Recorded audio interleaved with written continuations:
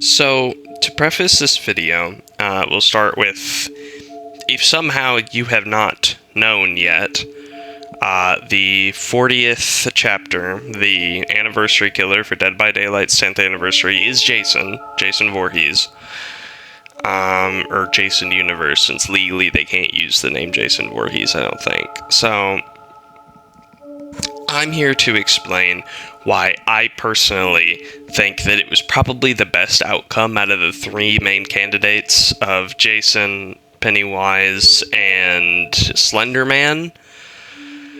And this is unscripted, so it might be a little disjointed. So I'll start with the obvious. Jason is, he's... how do I describe it? He has been a long time coming. He is a character that has, wanted and needed to be in this game for the last, probably since, Michael came out. To complete the Holy Trinity, because after Freddy came out, we didn't have Jason. And, as some people know, Trapper is based on Jason. So, we needed him eventually. And he was a very safe pick, I think, for a 10th anniversary. Now, I'll go over, the pros are, it is Jason. He's cool. He's awesome. It's Jason. Classic slasher, villain, everything. And because it's, licensed with the Jason universe, that means we could very easily get an abundance of original content. So he's not going to be just an abandoned, ditched killer. Now, the cons are the possibility of movie content is slim to none. It's not looking like we're getting a map. Hopefully we'll get, maybe Survivor Cosmetics or a Survivor or something. Hopefully. But again, there's no guarantees of that either. We haven't seen it. So, it's not going to probably be what everybody wants, original Jason content instead of stuff from the movies. But it is still Jason, in some capacity, finally in Dead by Daylight. Now, the other two, being Pennywise and Slender Man, we'll start with Slender Man because he's the easiest. Slender Man, it would have been very neat to see a creepypasta-based killer, but I just don't think in his current withered state he would have been an excellent choice for the 10th anniversary, probably the biggest event that Dead by Daylight's going to have for a while. I don't think he would have been the best pick. Now, the pros are that his power would probably be much more interesting and much more unique. Compared to Jason, who I'll explain later what his power is, because that's all been revealed and stuff. But the cons for Slender Man is, again, there's no way he could have had a map. He doesn't have, a designated area that everybody knows. It's the woods. That's his area. And he wouldn't have had a Survivor either, because what Survivor is there in a Slender Man game that people even know? And the big con is that, realistically, his power probably would have just been, identical to Sadako. It would have literally just been Onryo 2.0, but it's Slender Man now. Which, maybe they would have changed it up a little bit. They probably would have. At least visually, it wouldn't have looked the same. But in practice, it probably would have been the same. Now, Pennywise, the pros would have shown that behavior really can do, muster just about anything, given that Pennywise was seen as, the impossible license for the last, I don't even know how long. It was nearly impossible to get Pennywise because of Stephen King. And his power obviously would have been extremely unique and interesting and probably pretty fun to play with and do stuff against. He would have been an amazing killer, and I do still hope eventually we'll see him. But I don't think here are the cons and why I don't think he would have been a great idea. Outside of obviously the initial anniversary, where probably would have gotten something, or like launch cosmetics, probably would have gotten something for him.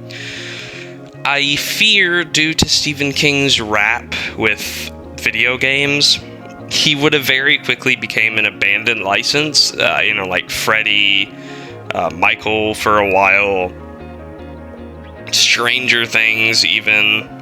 It would have became a pretty abandoned license that nothing really happens with, because I get the feeling that Stephen King probably would have been pretty stingy. And I don't want the 10th anniversary to be a license that we're never going to get anything for ever again. That's just boring. That's lame. And it is not a good look that we finally got Pennywise for the 10th anniversary of the game, and it ended up like a year down the road just being a big old nothing burger.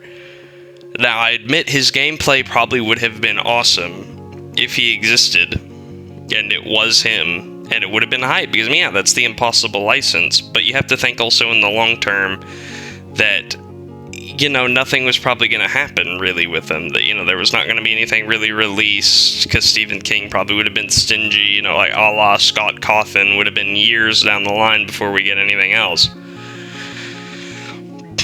So I think, due to the pros and cons of the other two, would they have been cool? Yes. But I just don't think they would have been a good fit like Jason would have, which is the safest pick. Like, it is a killer that everybody has wanted, and an iconic character. I don't think they could have really done much better than that. They could have done Pennywise, they could have done Slender Man, but it wouldn't hit the same, Now, these last 3 minutes, I'd like to talk about Jason himself, in case nobody has seen the stuff yet. So, cosmetics I'll put on the screen, and I was trying to get gameplay, but nobody has uploaded just the raw gameplay yet, outside of a little bit of his power, which I will play. But his cosmetics, again, is something that people are complaining about, because there's, no movie cosmetics or anything. And I understand that, but you just kind of have to look at it from a licensing perspective. But, enjoy what's there, because I think the original cosmetics that we are getting are actually really cool looking. And to explain his power, I guess the easiest way to explain it is he's a stealth range character. He said, I'll let the video show it more, but he can teleport to pallets and windows, and he can pick up, makeshift spears and throw them and pin survivors against walls, and, kind of like Wesker. And, I don't want to go over how, the balancing of that. I'm just saying, it looks cool. It's definitely more unique than I thought they would have done for Jason, but it's still, it's nothing crazy. Now I'm gonna play the clip of his power so you can kind of do what you want with it, with that information. So, jumping back in here, actually, I don't have any videos for Jason, unfortunately, because I kind of forgot. It's very stupid of me to have forgotten. I forgot that I'm not paying for Twitter Premium, so I'm not downloading that video. But he's a stealth range killer. If you really do want to see what he, can do, The King has a really good video. Otts has a really good video. A lot of the big main Dead by Daylight YouTubers and streamers have videos of it. So if you want to see a full breakdown, because their videos are 5 minutes of gameplay, if you want to see a good breakdown, I would go to them, because they obviously have more game knowledge than I do anyways.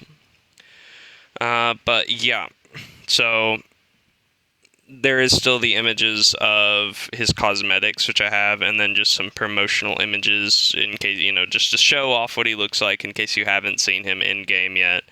But thank you for watching. That is pretty much how I feel about it all.